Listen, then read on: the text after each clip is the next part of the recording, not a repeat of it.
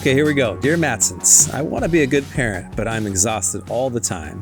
Between working full-time, taking care of the home, meals, and all of the other demands, it's hard to be present with my kids. Yeah. How do I find balance? Love, I'm so tired. Love, Tara. Okay, yeah. Gosh, first of all, there's just grace in this. Balance is like an illusion when you're raising kids, particularly young kids, and yet it's valuable. It's important. You know, you aim for nothing, you're going to hit it every time, right?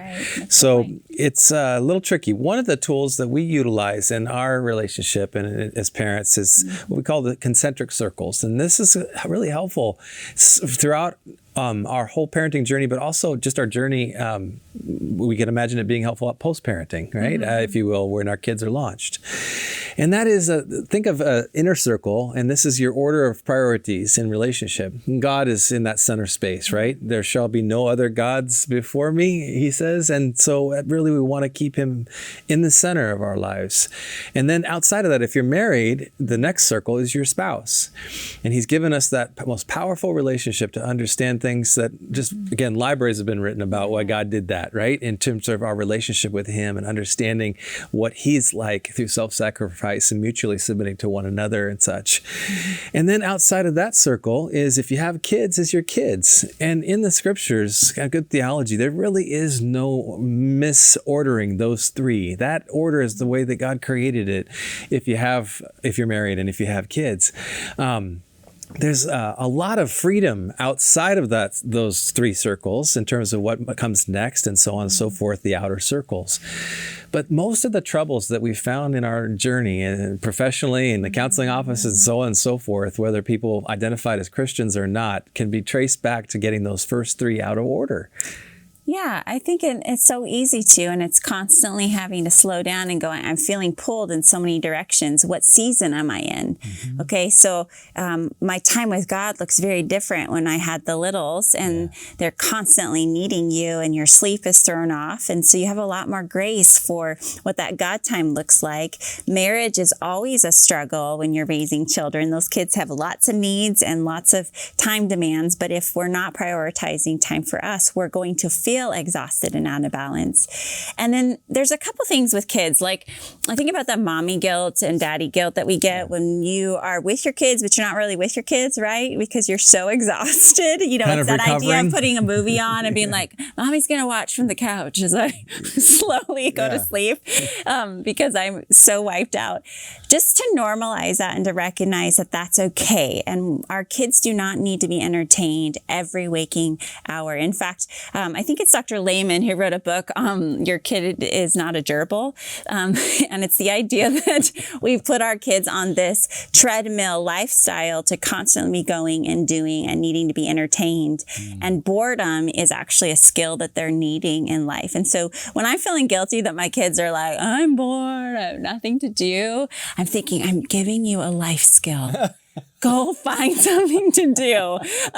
But there's this idea of being able to not let that guilt all of a sudden rope me into being an unhealthy parent. So I love the concentric circles because it helps me to start shaving things off. Yeah. I mean, down to like, I might be getting 20 texts, but right now I'm supposed to be with my child. Yeah. So I'm going to ignore all those other texts that are related to ministry, work, friends, family. And right now it's going to be about my child. So it can get us practical as that. Yeah, it's not about perfection either. It's about taking the pulse, and we use it for taking the pulse, right? So am I prioritizing our kids right now over what I need to be prioritizing with you? Now listen, our kids need to see this order as well. And so in good conscience, I don't feel shame about this all day long.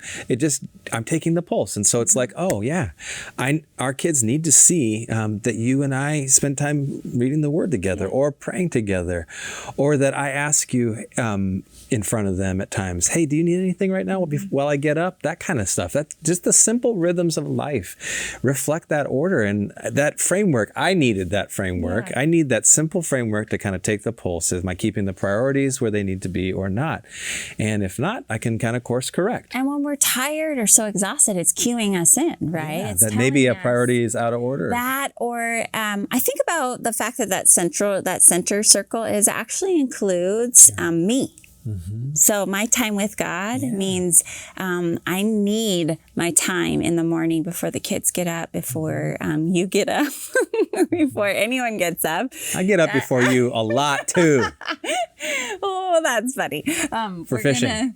But that idea of having a rhythm that's for me, and sometimes that can get too over the top where now I'm making it all about me. But the truth is most parents have a harder time while they're raising their kids finding me time. And so recognizing that your time with God is also nurturing, exercising, if it's reading a book, taking a nap, those are forms of worship as well. And so I just want to be able to expand that definition a little bit. It's not just going to church or having your Bible study, but it's this idea of how do I feel intimate with God, and do I feel so taking care of ourselves is actually a part of that center circle. Do I feel cared for by Him? It's a relational thing. That's good. It is. Yeah. So it's about being cared for by God as well in those spaces. You're the right person for this job, and we're here to cheer you on.